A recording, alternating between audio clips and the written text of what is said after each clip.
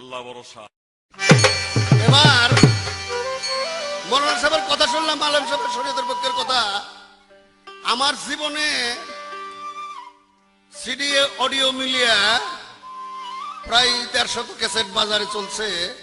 বহুতবার আমি স্টুডিওতে আসছি। আজকে স্টুডিও যখন ঢুকছি, এত মনটা আমার ভালো, এত শান্তি, জীবনে এরকম আমার লাগে না। কেন তো এই ভালোটা লাগলো আমি বুঝতে পারলাম না, কিন্তু এই আলেমের কথা শুনে আমার শরীরটা যেরকম জ্বলছে, এত জ্বলাও কোনোদিন আর আমার ক্যাসেটের জীবনে আর জ্বলে নাই। কারণ এত ওহাবি মার্কা কথা, এসিডি মার্কা কথা কোন শিল্পী আমার সামনে কর সাহস রাখে না।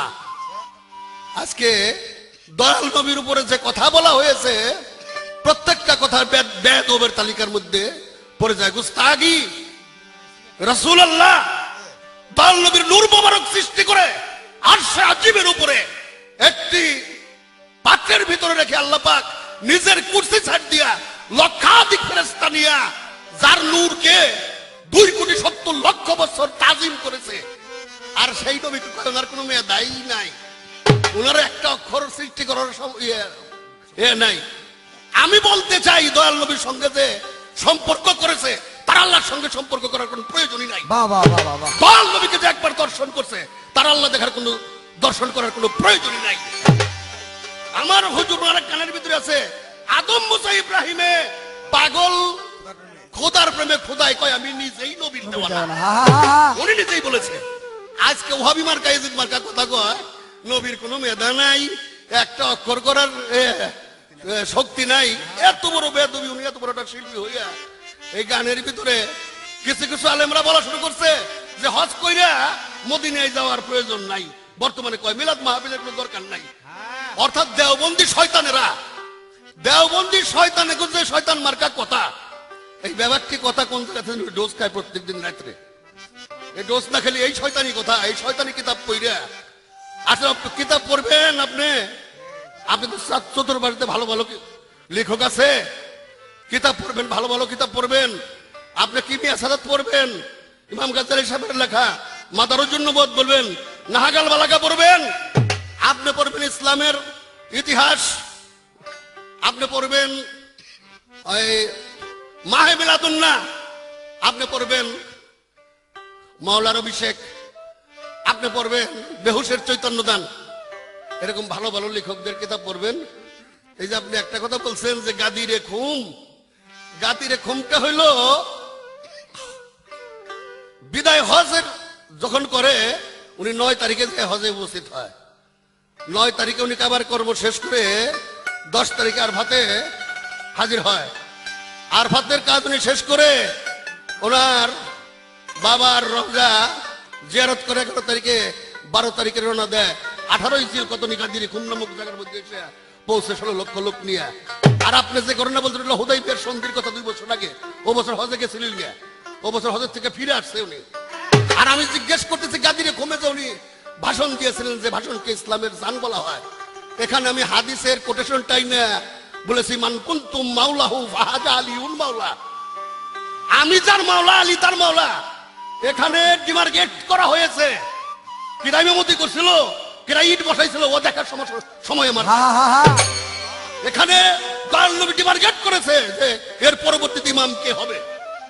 হ্যাঁ, আর আপনি জোড়াতালি দিয়ে আবু বকর সিদ্দিকের বৈধ বানিয়ে নিতে চান, এত সহজ না। আর আপনি বলতেছেন উনি 2টা জিনিস রেখে গেছে, একটা হলো কোরআন সুন্নাহ আর একটা হাদিস। হাদিস পাইবে কোথায়? আপনি কয়েন তো দেখি হাদিস সংকলন হয়েছে দয়াল নবী মৃত্যুর কত বছর পরে, ওই সময় হাদিস পাইবে কোথায়? একটা হলো কোরআন সুন্নাহ আর একটা হলো আহলে বায়াত।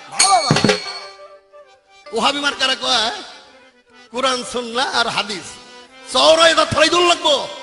আপনারে কই না বাংলাদেশে তো তলেম আছে, আমি কাছের ভিতরে কইলাম 4 দোকানে হয়, সব দোকানে বাজবো, সব ঘরে ঘরে বাজবো, মৌলবী ঘরে ঘরে বাজবো। কোন মৌলবী যদি কয় ওই সময় কইছিল যে কোরআন আর হাদিস, ওই মৌলবী দাঁতের 24টা পারিয়ে ফলাই দেবো। হ্যাঁ, বলছে যে আলেমের কথা বলছে, হ্যাঁ বলতে পারে, ওটার সাবজেক্ট।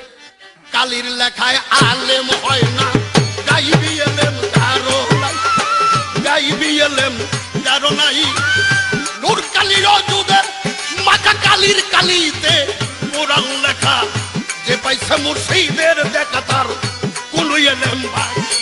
ও কালি লেখায় আলেম হয় না, গাইবে এলেম, যারো নাই বেটা গাইবে এলেম, যারো নাই নূর কালিও জুতে মাথা, আলেম কালিতে কোরআন লেখা, যে পাইছে মুর্শিদের দেখা তার কোনো এলেম বাকি নাই।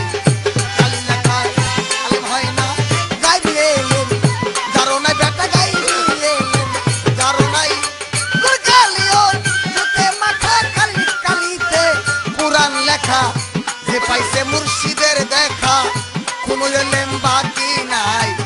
কালি লেখায় আলেম হয় না। আশারে মুবাশশিরা 10 জন সাহাবাকে আল্লাহ পাক জান্নাতের খবর শুনাইছে, জান্নাতের টিকিট দিয়েছে, অগ্রিম টিকিট।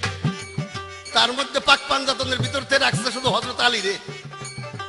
আর বাবা কি ওনারা এজিদের বাপ যে রাজতন্ত্র কায়েম করছে, সে এজিদের বাবা মুআবিয়াও আশারে মুবাশশিরার মধ্যে আছে, এই শয়তানটাও আছে। চিন্তা করেন, তালহা, জুবায়ের, উমাইয়া গোত্রের যারা সারা জীবন নবীর বংশের বিরোধিতা করছে, তাদের প্রত্যেকের নাম আশারে মুবাশশিরার মধ্যে আছে। এক আছে হযরত আলী, জান্নাতের সর্দার নি হবেন, জান্নাতে জোহরা মা ফাতেমা। কাল হাসর মুমিনদেরকে প্রশ্ন করা হবে যে তারা যতই ইবাদত করে থাকুক, জিজ্ঞাসা করো তাদেরকে যে ইবাদত করে তারা জান্নাতে রওনা দিবে, এইরকম প্রস্তুতি গ্রহণ করতে তাদেরকে জিজ্ঞাসা করো আমার মা ফাতেমার তিল পরিমাণ মহব্বত তাদের হৃদয়ের ভিতরে আছে কিনা।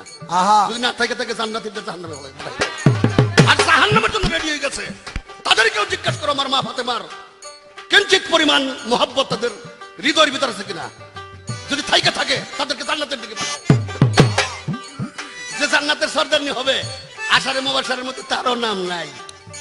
ইমাম হাসান হোসেন হলো মুমিনদের যুবকদের জান্নাতের সর্দার, তাদের দুই ভাইয়েরও নাম নাই। যে পাক পাঞ্জাতন সৃষ্টি না করলে আহা জগৎ সৃষ্টি হইতো না, তাদের নাম নাই। নাম আছে তালহা, জুবায়ের, মুআবিয়া, যারা নবীর বংশটারে ধ্বংস করতেছে।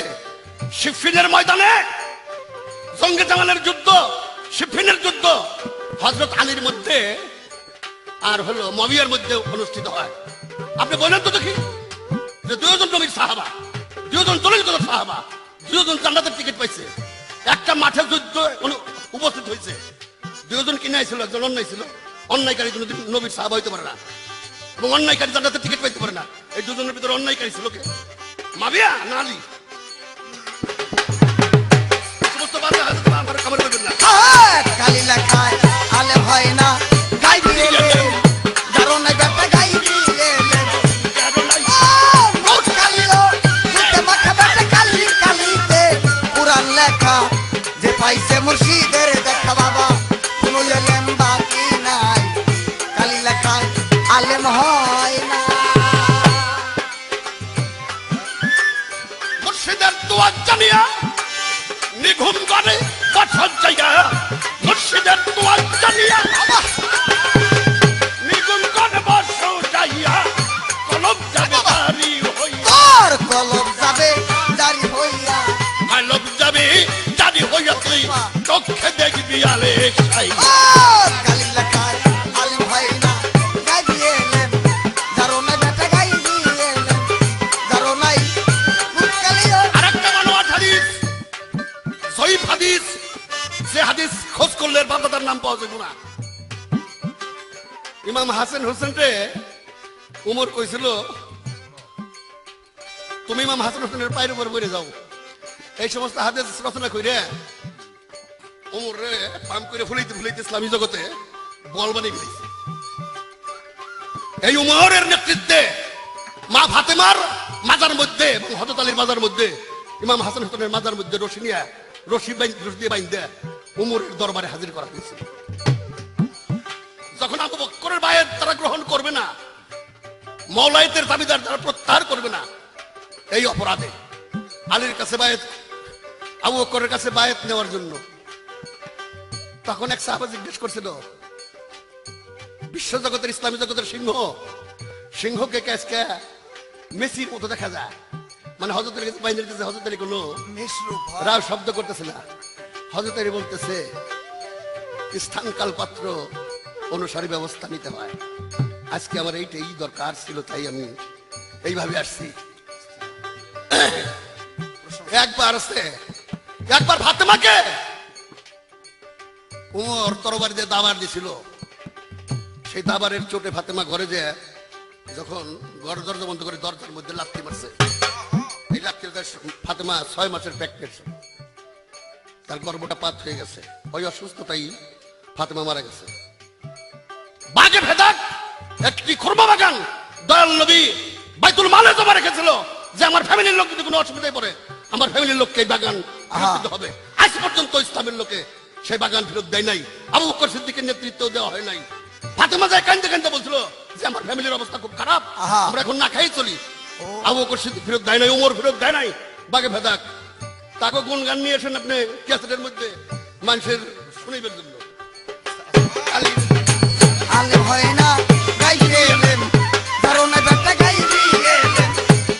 ও নূর কালিরে বাবা বেটা কালির কালিতে কুরআন লেখা বাবা, যে পাইছে মুর্শিদের দেখা বাবা, কোনো এলেম বাকি নাই, কালি লেখায় আলেম হয় না। থাকা খুশি, মোহমুক্ত হওয়া, কেনায়েত করা, সব সময় তাওয়াক্কুলের সঙ্গে জীবন যাপন করা, অর্থাৎ আল্লাহ শাররি ওয়া খাইরি ওনার দরবারের থেকে যে সময় যে ভাবটা যে বিষয়বস্তুটা আমার উপর হয় ধৈর্যের সঙ্গে হওয়া, পালন করা।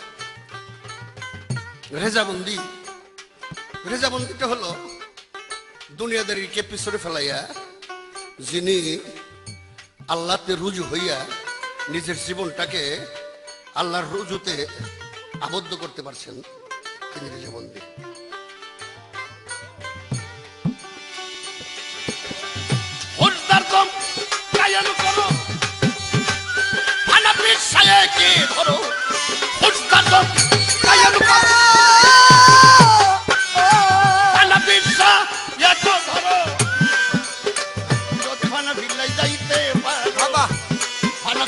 যাইতে পারো আর তোমার ভাবনা নাই, কালি লেখায় আলেম হয় না গাইবে এলেম, যারো নাই বেটা গাইবে এলেম। ও নূর কালিরে আল্লাহর ভেদ রাসূল জানে, রাসূলের ভেদ আল্লাহ জানে। এই দুজনের মধ্যে ছোট কেরা আর বড় কেরা এ সম্পর্কে বান্দার বলার কোনো এখতিয়ার নাই। এই দুজনের মধ্যে বান্দার বলার কোনো এখতিয়ার নাই। একজনকে ছোট বললে আর একজনকে বড় বলা হয়, তাতেও বেয়াদবি হবে। নবীকে ছোট বানাই আল্লাহকে বড়, তাতেও বেয়াদবি হবে। দুজন রুবুবিয়তের সাগর, উলুহিয়াতের সাগর, মাওলাইয়াতের সাগর। এই সাগর আমাদের মতো মানুষের মাপের কোনো মাইপে কোনো কুল করা ক্ষমতা নাই। এবার প্রশ্ন আমার কি প্রশ্ন করুন, মাথা মতো গেছে আমার আউলিয়া এই ভাবে আমার হাদিস শুনে, এই যে 66টা 6টা হাদিস আমি জানতে চাই, বিশ্বের সমস্ত জাতি তার নিজস্ব জাতি তার নিজস্ব ইতিহাস লিখছে। বাঙালিরা বাঙালি জাতির ইতিহাস লিখছে, ইংরেজরা ইংরেজদের ইতিহাস লিখছে, আরাবিয়ানদের ইতিহাস লিখছে কি আরাবিয়ানরা না অন্য কোনো জাতি। এই যে 6টা হাদিস, এই 6টা ইমাম মিসকাত সাহেব, ইমাম বুখার সাহেব, ইমাম মুসলিম সাহেব, এই যে 6টা 66টা প্রণেতা, এদের বাড়ি ঘরটা কোথায়? এরা কি আরব জাতি না অন্য কোন জাতি? এরা আগে কোন ব্যবসা করে খাইতো? এদের পেশাটা ছিল কি আমি জানতে চাই। তাই তোমার তল ভাতাল ওই কালি লেখায় আলেম হয় না গাইবি এলেম, জানো না ওরে গাইবে এলেম। জানো নাই ও নূর কালিরা দুধে মাখা, কালির কালিতে কুরআন লেখা, যে পাইছে মুর্শিদের দেখা কোনো এলেম বাকি নাই।